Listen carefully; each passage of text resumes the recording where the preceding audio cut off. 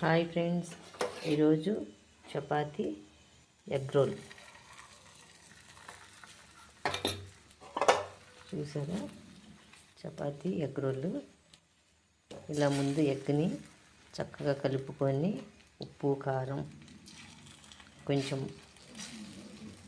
Pepper వేసుకొని చక్కగా కలుపుకొని ఇట్లా బాగా షేక్ చేసి అన్నీ కలుపుకున్న తర్వాత చపాతీని రెండు పక్కల వేడి చేసుకొని చపాతీ వేడైన తర్వాత ఇలా ఎగ్ బాగా గిలగొట్టిన ఎగ్ ఉంది కదా, దాన్ని ఈ చపాతీ మీద వేసుకొని చక్కగా కాల్చుకుంటే కనుక మనకి ఎగ్ రోల్ రెడీ అవుతుందండి.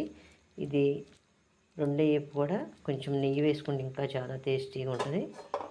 ఇలా రెండో వైపు కూడా తిప్పి కాల్చుకుంటే ఇలా అవుతుందండి. చూసారు కదా.